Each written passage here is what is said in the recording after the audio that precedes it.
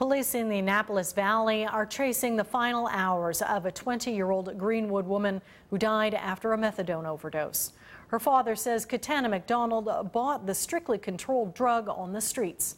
The case is prompting questions about how this powerful drug is dispensed in Nova Scotia. Paul Withers begins our coverage on the methadone story in the Valley.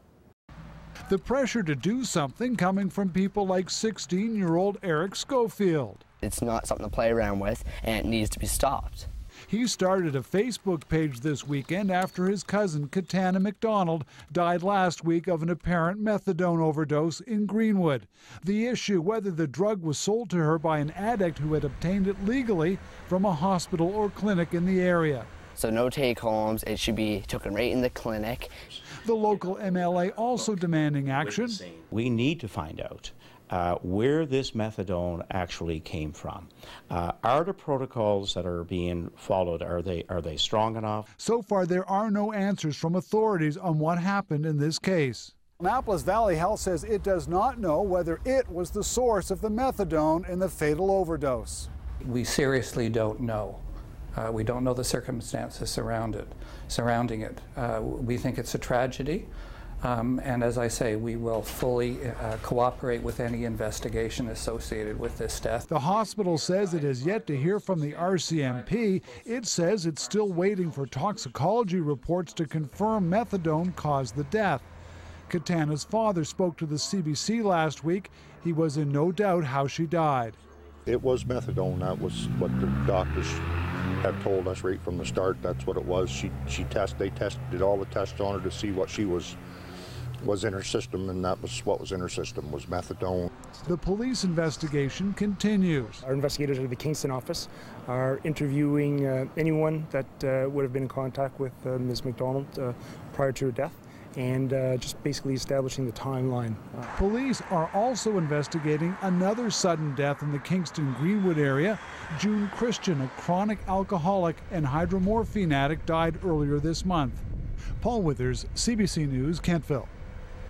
While the campaign continues in the Valley to get methadone off the streets, doctors say it's an indispensable medication, and they say allowing addicts to take it home makes full recovery more likely.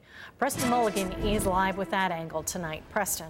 Hi, Amy. Well, the woman you're about to hear from, Janet Webster, has been taking methadone for 4 years to fight her addiction to Dilaudid. She goes to the pharmacy. She's been going to the pharmacy every day for the past 4 years to take her dosage. The drug is saving Janet Webster's life, but she says the methadone found on the streets can be lethal. Basically, who knows what people are getting when they're buying it? They're taking a loaded gun, they're pointing it at their head, and they're hoping it's not loaded. They're hoping there's no bullet in the chamber. But, you know, the fact is they could very easily die from it, especially if they're not used to it. Regardless of the risks, doctors who prescribe methadone say it's almost a miracle cure for opiate addiction.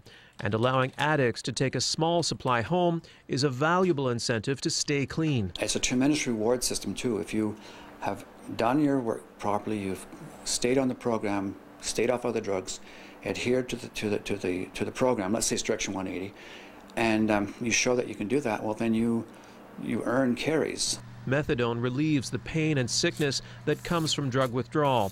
1,400 people in Nova Scotia have a legal prescription to use it. 1,200 of those are carries, users, that is, who are allowed to take a supply of methadone home. Many people with a carry-away prescription for methadone pick it up at this clinic here in the north end of Halifax. Before they're given their first prescription, the pharmacist will check to make sure they're not agitated or intoxicated, and that first dosage must be consumed here. That's to make sure the pharmacist knows the methadone is getting in the patient's bloodstream. After that, regular urine samples are taken to monitor usage.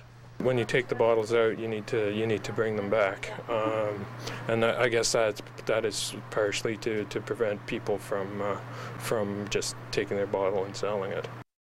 So, Amy, there are concerns raised by people like Janet Webster who say the drug methadone can be found on the streets and it can be dangerous because you don't know what you're getting. But the bottom line, I think, from the doctors is that the real problem with methadone is not its presence on the street, but the fact that there are so many Nova Scotians, in fact, a growing number, who not only need methadone but are actually going to clinics and asking it and being turned away.